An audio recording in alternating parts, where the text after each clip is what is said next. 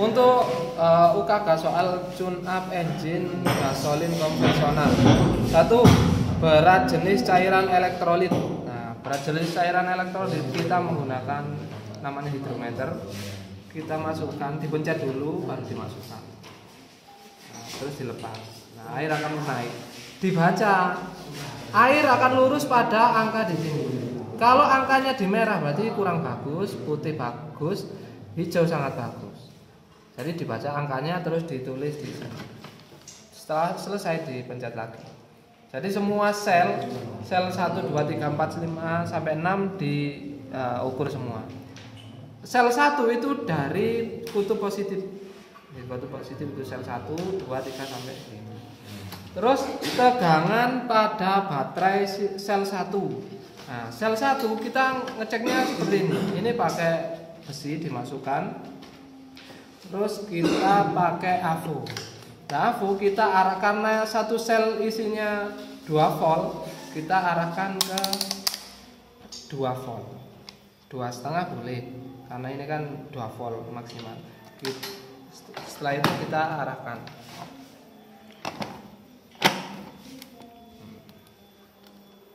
Positif di positif sama ini. Nah, terus yang dibaca yang mana, Pak? Yang dibaca ini yang 250, cuma nolnya dihilangkan. Lebih mudah. Jadi lurus yang mana? Kalau 2,5. Tapi kalau pakai yang 10, kita pakai yang 10 ini. Ini lebih mudah daripada itu tadi. Tapi kalau lebih detail pakai yang 2,5. Nah, itu sel 1. Untuk sel 2 kita dipindah sini. Positif di sebelah sini. Ini negatif sini. Sel 3 terus dan seterusnya. Untuk sel terakhir, seumpama sel terakhir di sini. Positifnya di sini, negatifnya di sini. Nah, itu. Terus tegangan total. Nah, tegangan total karena aki itu 12 volt, ini dipindah ke 50. Terus positif negatif di negatif. Terus dibaca voltasenya berapa. Selanjutnya ketegangan Van Bell. Ketegangan Van Bell kita pakai ini. Kita pakai ini. Kita ukur ketegangan awalnya berapa. Seumpama gini ya.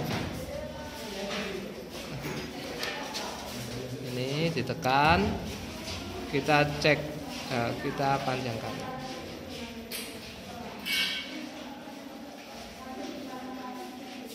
Gini boleh, atau awalnya gini, sini ya, sama sini ditekan, baru di sketmat dipanjangkan.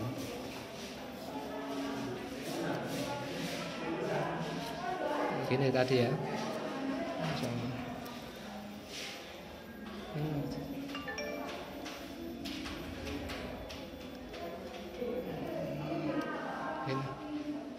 Nah, terus dibaca berapa ketegangannya, panjangnya berapa. Terus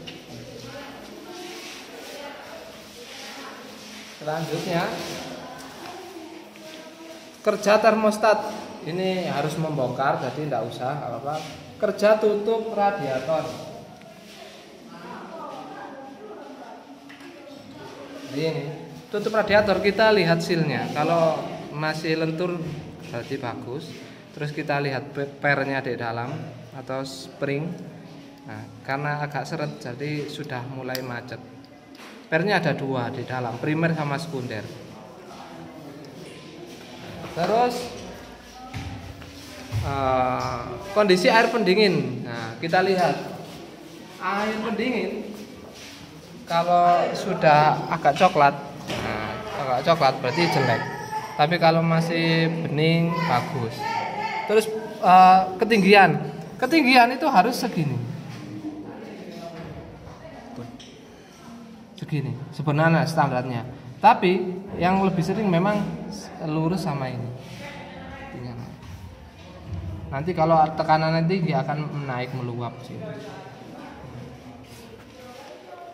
Terus kondisi oli pelumas. Nah, ini stick oli ditarik, terus kita bersihkan pakai kain, dimasukkan lagi. ditarik. Nah, ini kan sampai sini, jadi penuh. Kalau seandainya sampai sini berarti medium, ini low. Oke, full, ini medium, low. Ya. Terus kita lihat, kalau masih bagus, ya tulis bagus. Kalau sudah hitam, ya tulis hitam. Ya. Setelah itu kondisi kepala spark plug. Nah, ini kebetulan sudah dilepas. Kondisi kita lihat. Kalau kondisinya hitam, berarti ini terjadi kebocoran boros, bukan kebocoran, terjadi boros, terlalu boros campurannya. Tapi kalau merah terlalu irit. Tapi kalau hitam pekat, itu kompresinya bocor. Terus di setel celahnya ini itu pakai fuller, itu celahnya pakai fuller itu 0,8. Oh, salah ini. 0,80. 0,8 bukan 0,08, 0,8. Yang lebih sering 0,7 sebenarnya. Nah, ini pakai 75 saja. Nah, dimasukkan ini.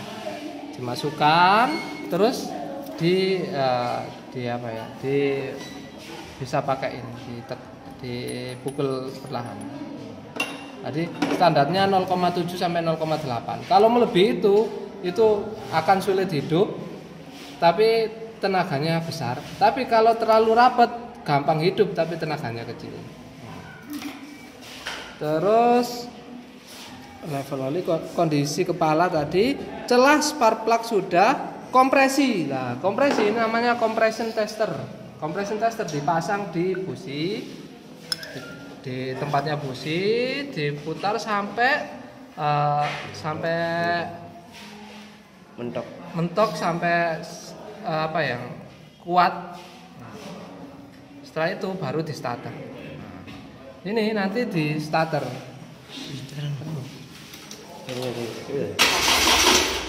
Nah, ini kita lihat. Yang dibaca terserah, pakai bar boleh, kilogram sentimeter boleh, terus pakai PSI boleh, terserah. Boleh pakai yang mana boleh. Yang penting kita baca. Kalau pakai bar berarti yang paling pojok, kilogram pakai ini, PSI pakai yang jauh. Setelah itu resistansi kabel tegangan. Nah, ini kabel tegangan tinggi itu yang tengah, yang ke coil, ignition coil. Kalau busi, nah ini busi 1, 2, 3, 4. Urutannya 1, 3, 4, 2 urutannya. Nah, pakai itu ya. Cara mengukurnya, nah ini contoh. Cara mengukurnya, kita arahkan selektor menuju ke kilo ohm, terus satu ujung dimasukkan sini, sama yang satunya di sini, terus dibaca. Nah, kebetulan karena lurus 1 berarti 1 kilo ohm hambatannya, resistansi 1 kilo ohm. Kalau lebih ya nanti ditulis lebih, kalau kurang ya kurang. Standarnya itu antara 2 sampai 5 kilo ohm. Semakin besar resistansi nanti tegangan yang dihasilkan bisa besar. Terus resistansi, nah ini resistansi kumparan primer. Nah ini coil, ignition coil. Ini sekunder, ini yang keluar ke platina itu primer. Jadi cara ngetesnya ini diarahkan ke 1 kilo ohm atau 10 boleh. 1 saja, 10 aja. 10. Terus ini sini. Satunya di sini, satunya di sini. Oh, berarti terlalu besar ini. Pakai yang kilo.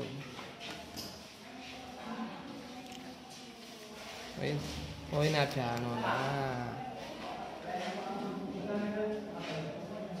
Oh, kecil ya ini kan. Nah, ini. Pakai ini mau. Ini. Yang secara standar itu 2,5 biasanya. Tapi ini dibaca 1 kali 10. Berarti 1 kali 10 berarti 10 ohm. 2 sampai 5 biasanya. Ini terlalu besar sudah. Terus kumparan sekunder. Lah untuk mengukur kumparan sekunder ini diarahkan ke kilo ohm, ini sama tengah. Nah, karena besar, lilitannya banyak, makanya pakai yang kilo ohm. Cara itu. Resistansi kondisi distributor cup. Nah, distributor cup itu ini namanya. Kalau memang pecah ya tulis pecah, kalau bagus ya bagus. Terus panjang kutub ebonit. Nah, ini kutub ebonit itu ini. Panjangnya diukur di sini. Pakai ini. Kalau sampai lurus tapi jangan sampai bergerak. Nah, itu terus diukur sama jangka sorong berapa hasilnya. Semakin panjang itu semakin bagus. Tapi kalau sudah sangat pendek itu kurang bagus. Biasanya panjangnya itu 5 mili. 5 mili atau setengah senti itu biasanya. Terus kita lihat ini, kalau sudah ngarbon berarti jelek, tapi kalau masih bagus bagus. Terus kondisi kepala platina. Nah, ini kepala platina. Ini namanya platina. Nah, kepalanya ini. Nah, ini platina. Kalau masih lurus, tebal itu masih bagus. Tidak aus itu masih bagus kepala platina. Tapi kalau sudah agak bergelombang, terus tipis itu sudah jelek biasanya. Terus celah platina. Nah, celah platina itu celah platina.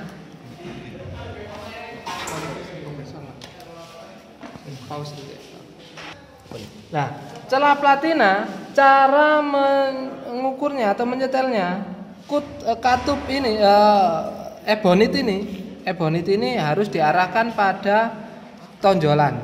Karena ada 4 silinder berarti tonjolan ada 4. 1 2 3 4. Coba kita putar pulinya, kita lihat ini. Nah, sampai tonjolan.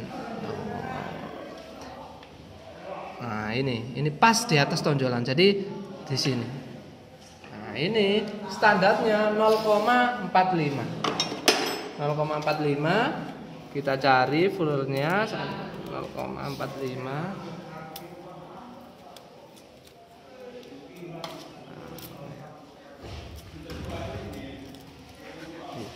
Pokoknya 0,45 dimasukkan di sini.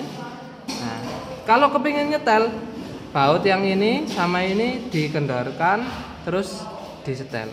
Fullernya dimasukkan pakai obeng plus. Seru tuh. Nah, ini dikendari terus dikencangkan. Baik. Ya. Jadi seperti itu. Standarnya gitu. Kalau ini celahnya 0,45, duelnya pasti sekitar 52 plus minus 2. Nanti pakai dual tester. Terus derajat pengapian. Derajat pengapian nanti pakai timing lag.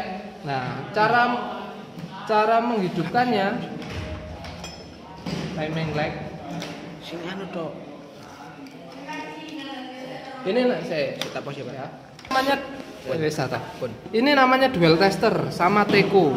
Kalau dual itu sudah dual, Teco itu RPM. Cara memakainya plus ada di sini. Masuknya ke platina, minus terserah pakai body dimanapun boleh. Seandainya sampai di sini boleh, dimanapun boleh. Di sini juga boleh. Nah, nanti akan dibaca. Karena ini 4 silinder, jadi yang dibaca bawah ini standarnya 52 plus minus 2 atau 50 sampai 54. Loh, enggak ada, Pak. Lah, karena ini 8 silinder, rumusnya ini 4 silinder sama dengan 8 silinder kali 2. Jadi karena 50 standarnya berarti otomatis diantara 25 derajat. Nah, itu duelnya. 25, 26, 27 itu boleh, atau 24 boleh. Itu pakai standar. Terus kalau RPM itu ini Teco itu yang dibaca yang atas.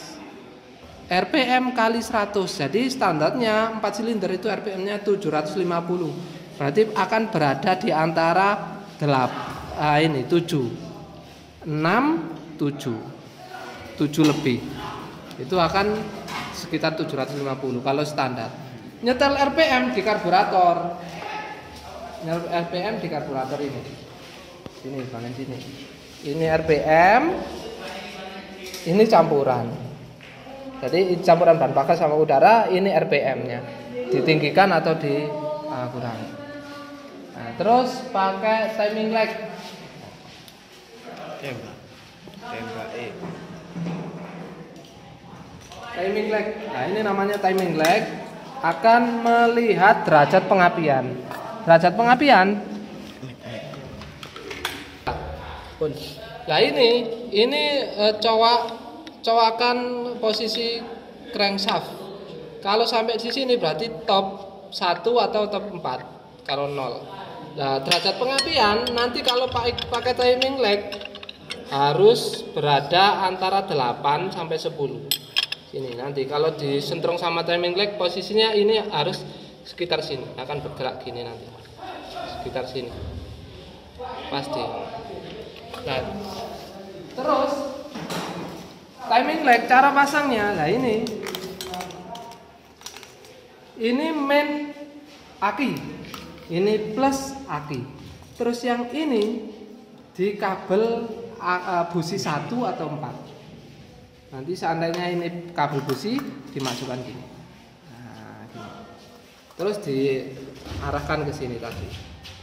Kalau memang Pak ternyata penunjuknya nggak sampai 10 derajat Pak di puli. Caranya pakai kunci 12. enten Bisa. Pakai kunci 12. pinten 12. Nah, ini dikendori terus digeser sedikit-sedikit. Digeser sedikit-sedikit. Nanti kalau diarah ke sini, iki akan bergerak kalau di timing lag, maju atau mundur. Jadi digeser sedikit-sedikit. Terus, nah ini cara memasang cara memasang distributor.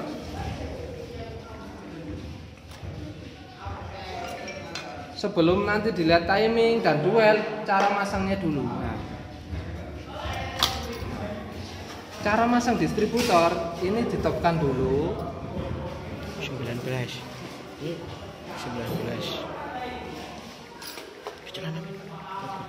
ditopkan. Nah, ditopkan sampai 0 ini. Nah, terus kita lihat kira-kira ini top 1 atau top 4.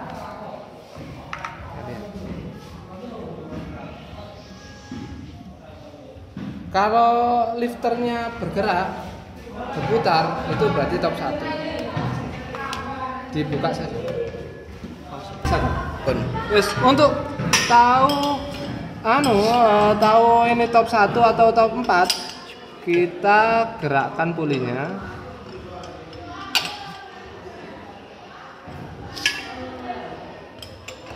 Nah, ini kalau seumpama ketika kita gerakkan ke atas ke bawah itu yang bergerak ini, nah ini berarti top 4. Ini top 4, ini yang nggak bergerak. Lebih mudahnya kita pakai top 1, jadi diputar lagi. Terus sampai di lampu nih cek.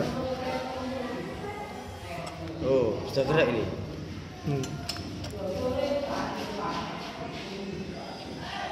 Terus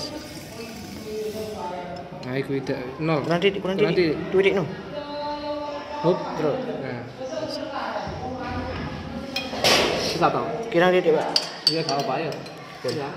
Nah, kalau seumpama setelah diputar satu putaran kita lihat, oh segera ini Pak, berarti ini top 1 pas. Jadi top 1 kita luruskan lagi ke 0. Top 1. Nah, masangnya nah, ini karena ada cowakan yang bawah dudukannya harus juga diluruskan pakai obeng. Terus ini nanti akan posisinya seperti ini, hadap sini. Kita lihat posisi top 1 itu di mana sih? Nah, kita pasang. Oh ini top 1 di sini. Jadi ketika terpasang rotor harus hadapi ke sini. Ini. Nah, dilihat lagi, dipaskan lagi. Oh di sini. Nah nanti terpasang harus hadap ke sini.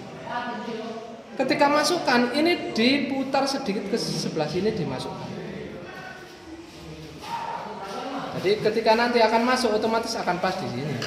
Lihat apa? Ini dimasukkan. Nah, ini bawah diluruskan ya.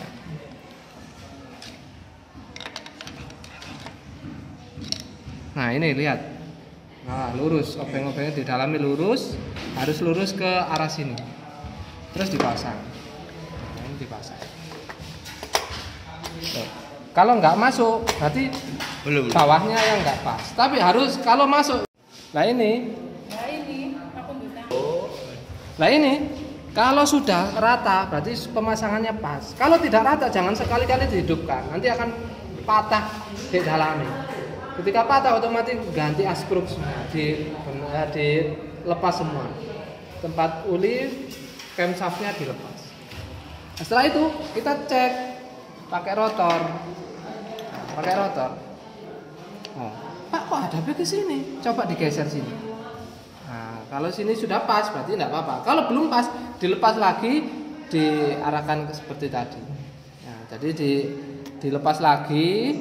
Berarti ini tadi saya terlalu jauh ke sini nih. Diarahkan sedikit, dipasang lagi. Nah, caranya seperti itu. Itu pasang distributor. Bisa.